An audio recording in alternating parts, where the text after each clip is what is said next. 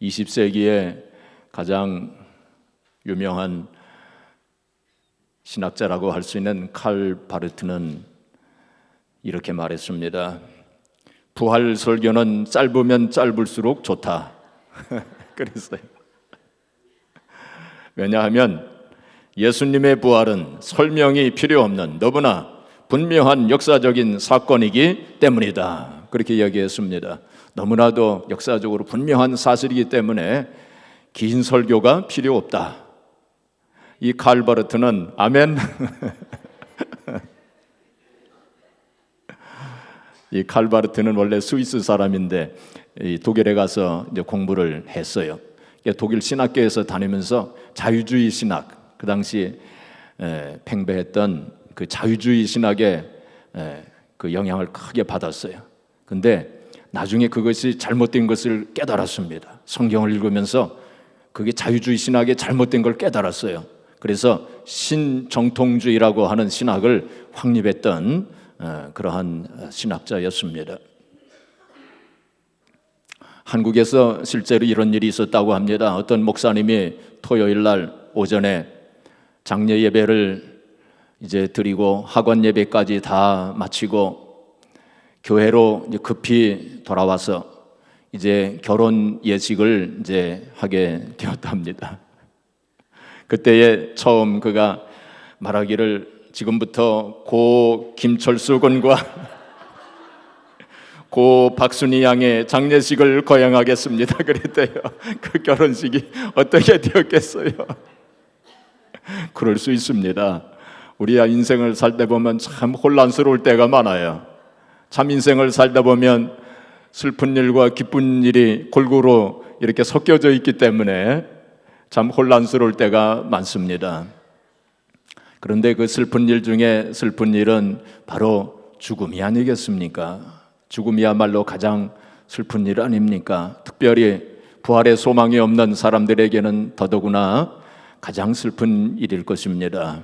그래서 그 옛날 프랑스의 황제였던 루이 14세는 자기 앞에서 죽음이라고 하는 단어를 말하는 사람을 다 사형시켜 버렸대요. 참 무지막지한 사람입니다. 그러나 그렇게 할지라도 죽음을 피할 수는 없는 거예요. 오직 이 세상에서 죽음을 이기신 분은 오직 예수님 한 분밖에 없습니다. 바로 예수님께서 오늘 그 사망 권세를 이기시고 죽음의 권세를 이기시고 부활하신 부활절입니다. 그래서 부활절은 인류 역사에서 가장 위대한 날입니다. 부활절은 인류 역사상 가장 기쁜 날입니다. 또 그 부활의 소망을 가지고 있는 우리들은 가장 행복한 사람이에요. 왜냐하면 우리는 예수 그리스도 안에서 산 자가 되었기 때문에. 어떤 자가 되었어요? 산 자가 되었기 때문에. 그래서 오늘은 산자의 행복이라고 하는 제목으로 말씀을 잠시 생각해 보겠습니다. 먼저 우리는 어떻게 산자가 될 수 있을까요?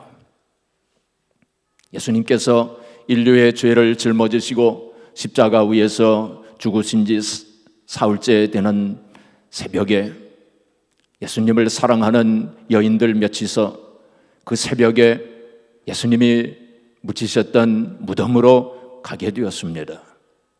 그들은 예수님의 시신에 향유라도 발라드리기 위해서 그 무덤으로 새벽에 떠났던 겁니다. 떠나면서 그 새벽에 그 무덤으로 향하면서 그들의 마음속에 걱정 근심이 많았어요. 이제 그 무덤에 가면 큰 돌이 있다는데, 큰 돌로 막았다는데, 또 인봉을 했다는데, 그리고 로마 군인들이 지키고 있다는데 어떻게 하나, 이런 걱정이 앞섰지만은 그러나 예수님을 사랑하는 마음이 그토록 강했기 때문에 그들은 무작정 그 무덤으로 향했던 것입니다. 그 무덤에 가보니까 이게 웬일입니까? 그 큰 돌은 굴려져 있었어요. 그리고 로마 군인들도 없었습니다. 그리고 호련히 흰옷 입은 천사가 나타나더니 말하기를 놀라지 말라. 너희들이 찾는 예수님은 여기 안 계시니라. 그가 말씀하신 대로 그는 살아나셨느니라. 이제 갈릴리로 가셨으니 갈릴리로 가면 거기서 배우리라 하고 그렇게 천사가 말을 해줬어요. 여러분 한번 생각해 보세요. 그 천사의 말을 들을 때 그 여인들이 느꼈던 그 기쁨과 감격이 어떠했을까요? 그 여인들은 예수님께서 고난과 고초와 멸시와 조롱을 받으실 때 그 뒤를 따라다니면서 하염없이 눈물을 흘리고 통곡하고 애통해 했습니다. 예수님께서 고초를 겪으시고 침뱉으심을 당하시고 또 매를 맞으시고 가시관을 쓰시고 그 무거운 십자가를 지시고 골고다 언덕으로 올라가실 때 그 십자가 뒤를 따라가면서 그들은 울고 또 울었습니다.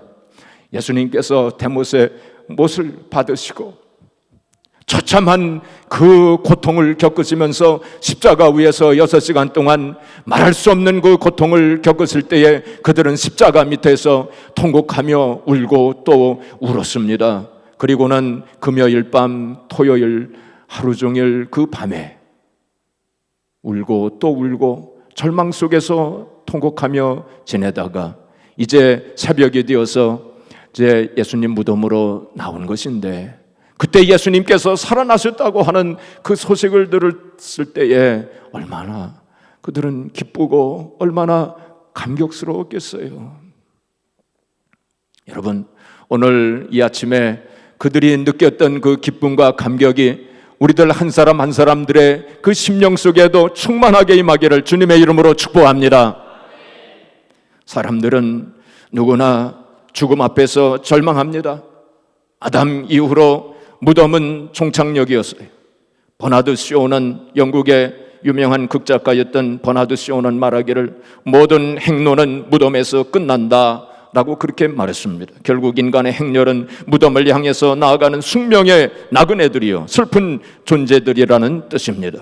성공한 자나 실패한 자나 부자나 가난한 자나 그 모두가 죽은 자여 하나의 움직이는 무덤일 뿐입니다. 무덤은 인간의 모든 것을 삼켜버립니다. 명예도 영화도 돈도 권세도 다 삼켜버립니다. 무덤은 인간 최대의 절망이요 어둠이며 종착역입니다.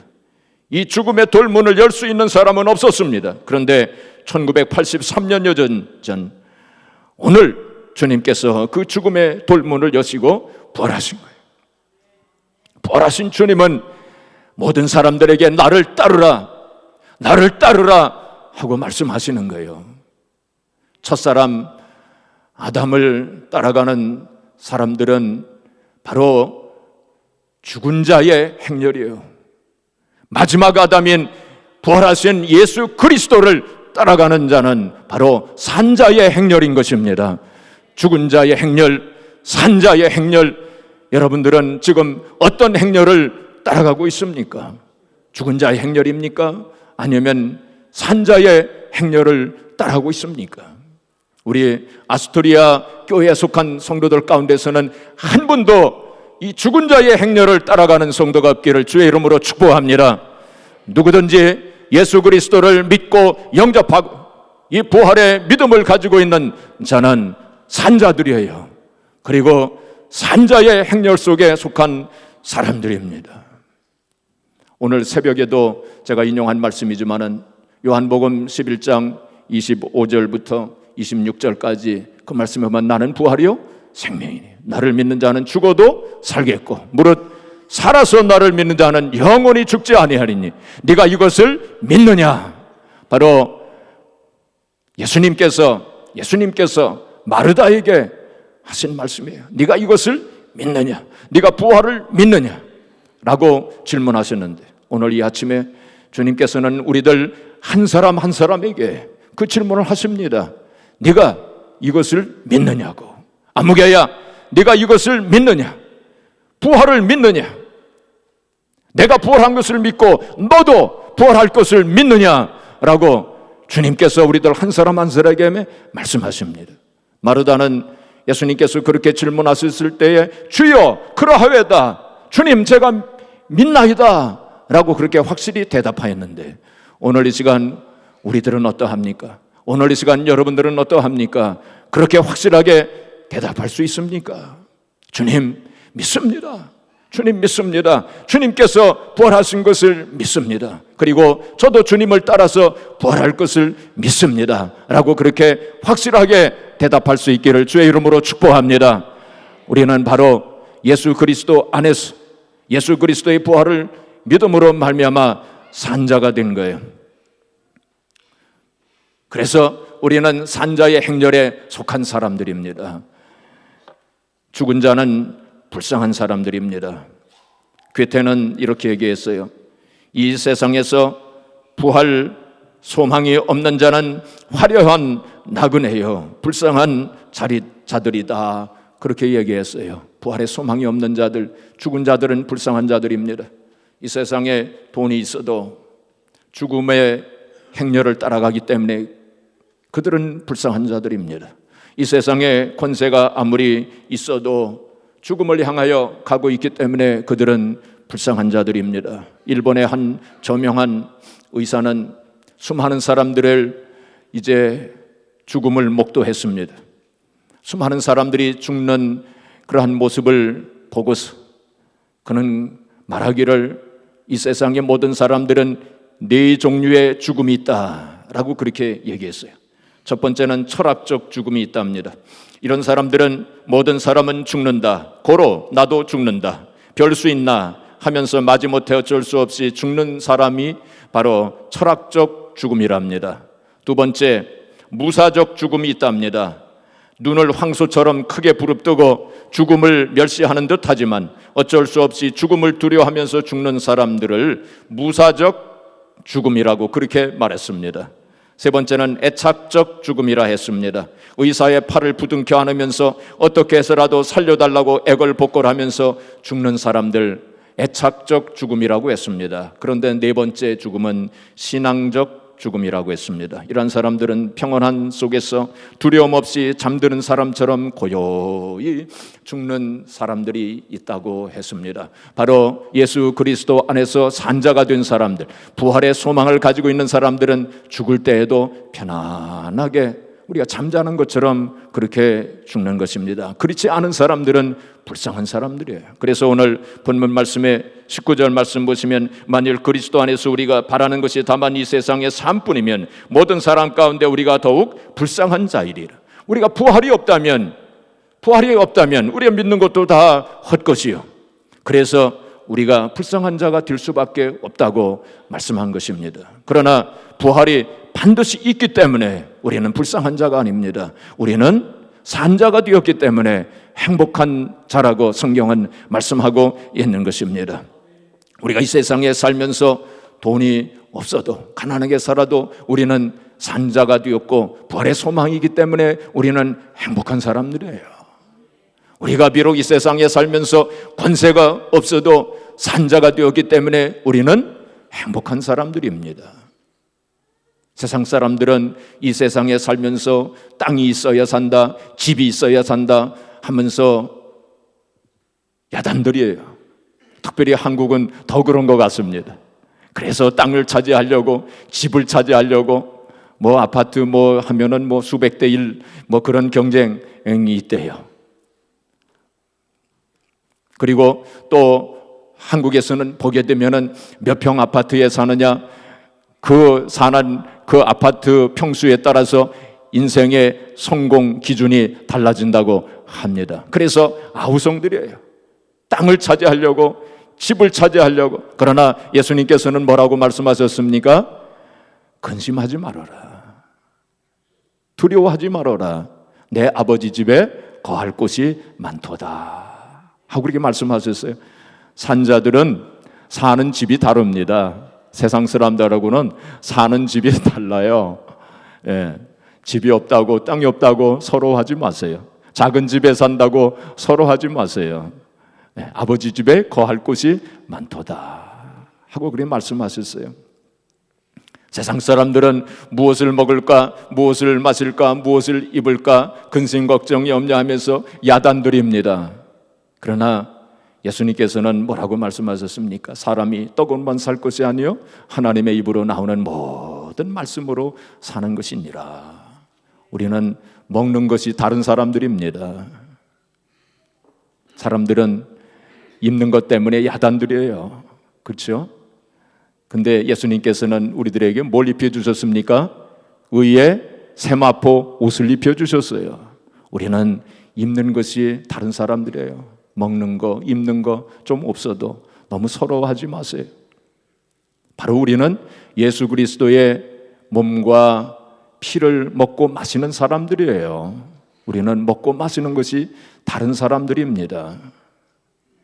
세상 사람들은 지위와 권세가 없다고 서러워하면서 삽니다. 그래서 지위와 권세를 얻어보려고 야단들이에요. 지금 한국에서는 국회의원 선거가 이제 얼마 남지 않아가지고 얼마나 야단들입니까?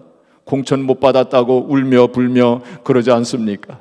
저는 그걸 보면서 이 국회의원으로 지금 등록한 후보 등록을 한 사람들 가운데 정말로 국가와 민족을 위하고 백성들을 위해서 국회의원 되려고 하는 사람들이 몇 사람이나 될까?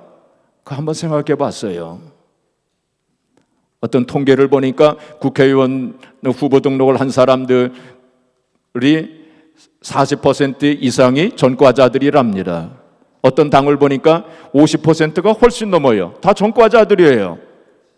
그래서 어떻게 해서라도 지위와 권세를 좀 얻어보려고 울며 불며 아우성을 치지 않습니까? 여러분, 우리가 이 세상 살아가면서 그런 세상적인 지위의 권세가 없다고 서러워하지 마세요. 성경은 뭐라고 말씀했습니까?